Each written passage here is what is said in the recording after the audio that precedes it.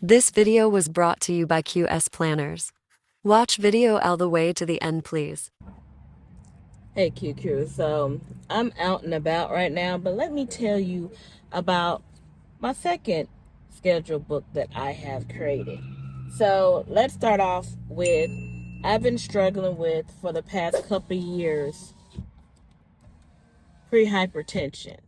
Now, I'm regularly always get good reports about my health, so it kind of like threw me off. And I really had to reflect really hard, like, what have I, it ended up happening, it's like, what has changed in my lifestyle of why things have gone left when all this time I've been regularly, healthy, cholesterol, everything is all on point, right? So one of the things that I pinpointed must be the food that I'm eating, and must be the exercise, because I am now working from home, and I have been working from home for the past 5 years. So I had to reflect, and I was like, I haven't been moving as much as I ever have. And when it came to nutrition, that was easy to fix because I usually always eat at home anyway. I always brought my lunches from home. I just didn't like spending the money, and it ended up being really healthy. So I ended up becoming pescatarian back in 2018, and I was pescatarian for at least about 2 years. But I had another hiccup of coming up with pre-hypertension, and I had to relook at my lifestyle, and I could not incorporate exercise as much as I wanted to. Guess what? It ended up not even being exercise. So for me to be able to pinpoint what the world was going on, I created a journal just for Healthbook that I had. I have a lot of journals laying around, but I got this, had a bunch of journals, and I put this one to use. So one of the things that I did is that you could barely see it, but it would be like the morning, afternoon, and then night reading. So what I put on here was my blood pressure. Then I put the meal that I had that day, and then I would put exercise if I had any exercise. And I literally would make a column here, a column here, and a column here. And I would go an overview of the whole entire week of what was going on Sunday through Saturday, of what is going on. So, and I would in between would put like little notes about any health things that I found out researching that could possibly help. And also I looked into my sodium intake, and I wrote down all of my blood pressure, and they were in the 140s. Sometimes I would get 120s, and sometimes I would get a hiccup of 130. And what I realized is that what kept spiking it was based off of what I was eating. So I would eat like a mushroom lentil noodle Alfredo. I would make the Alfredo from scratch. That ended up being okay, but I still was like at a 134 that morning. Then I had a salad with ranch, flounder with onions, tomato, and peppers, and orange on the side. My reading in the afternoon was still at 143.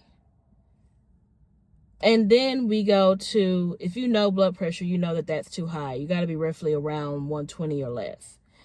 And then we go down to, for dinner, I have a baked potato with just sour cream, pepper and salt and butter. And I use a plant-based butter. I got down to 142 because I did a second reading because I was so high. By the end of my night, I was at 124. So I went by and I looked at everything. I only had one strip of the vegan bacon because the sodium was high.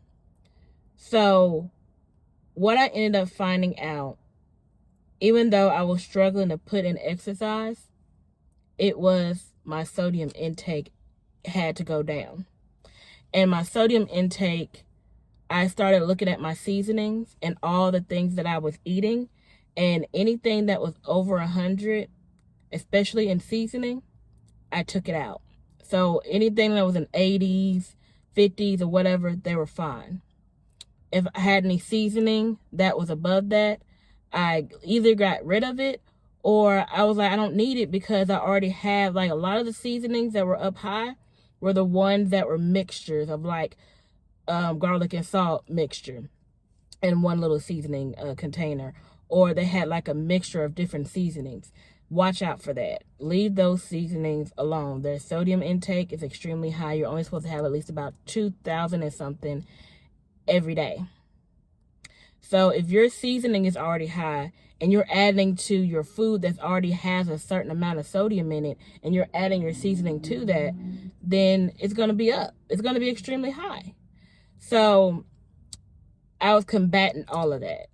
And in the meantime, what ended up spiking my hypertension into pre-hypertension, it was the coffee I was drinking. The coffee caused my anxiety to go up. So the coffee I was drinking, caffeine was extremely higher than a daily dosage that you're supposed to have, and I only have 1 cup a day. Like, I don't even do a lot of coffee. Like, a lot of people will have 2 to 3 cups of coffee a day, and I only need 8 ounces, really. Not even, when I say cup, that's 4 ounces. I actually only have about 8.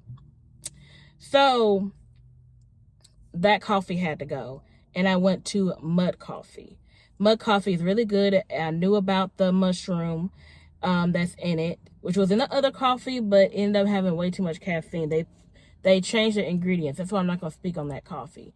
I don't want you to ever touch that coffee. Rise coffee is really good, but I ended up getting mud coffee because I like all the other ingredients that was in there that Rise didn't have, even though Rise was really good. I low-key want to go back to it and have it every now and then, because I love the way that it just felt different. So it had the lion mushroom, it had the turmeric, it had good pepper, it had black tea, which black tea is good for hypertension. Crazy, right? And other ingredients in there that I can't say them all. They had a bunch of good ingredients. And I would put like a little bit of cayenne pepper to so that the turmeric could activate in there. And if I'm going to drink coffee, because I used to not to be a coffee drinker, I want it to benefit me. So I researched on all the coffee that I usually drink, like, early on. And for that one they changed the ingredients and messed it up for me, is wild. So I'm a mud coffee now. And once I got that under control, and then I had my food under control, that's end up what brought all that down. And I got so tired of constantly notating on this book. I was like, I always have to continue each line and have to put in my columns and put in my dates and all that jazz.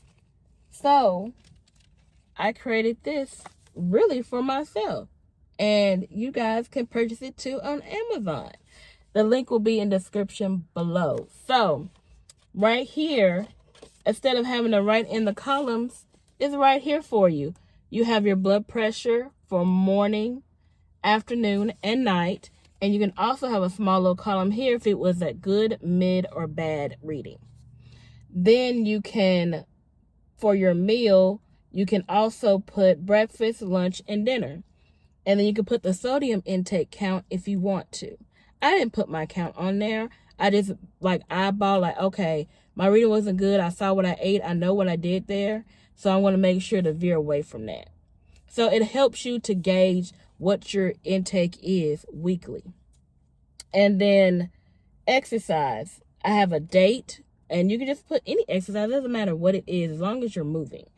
And then the calorie burn. One of the reasons why I got an Apple Watch is so that I could keep track of those things, and I could input that information here for me to have an overview, because I'm such a person that loves to write in my planner. I like to write it down and see it on paper versus it being digital. That's just how I am. But I am thinking about making a digital version of this for the people who prefer it on the digital end. So I like this book. It is on the front and back. I wish I could have made it, I didn't want to make it any smaller, so that people that like to write big or, want to see it in a bigger area, I can only make 3 right here, but you could put multiple days. You could at least put 3 days for each one. So, and then you just start back over here on the next day. So you can still get a week out of 1 page here. But yes, I really like this book. I really appreciate like all the, because I didn't want to write in this. I wanted to have a, dummy book for you guys to see without the writing in there. See it all jumbled. I want you guys to be able to see all the lines and everything on here. But yes, once I got that under control, I was good to go. And another corporate factor was stress. So at the end of the day, what ended up happening was the coffee and the stress is what trickled my hypertension to go back up. And this tracker helped me change my food nutrition until I got those things on track. And I have some friends that actually use it that has hypertension and take medication, and it really helps them out. So if I ever need it, I don't have it anymore. But those were the corporate factors. I've realized that any time that you are suffering from anything chronic or any type of illness that may pop up, it is always your nutrition. It's always what you're eating. It never fails. It's something that you're overindulging. You're eating too much bread. You're eating too much pasta. You're eating too much of something. Like, even if you're a person that eats vegetables, you got to have enough protein to make up for the meat that you're not putting in your body. So that means you need to eat high protein vegetables like avocados, as an example. So you can't sit up here and just always eat citrus fruit and not have your other ingredients for your other fruits or vegetables. Everything in life is about balance. And when you have to prioritize something like your health, that's what you need to do. So if you need to keep track or try to research or try to figure out what's going on, I recommend Healthbook Tracker by QS Planners at Amazon.com. Link is listed in description below.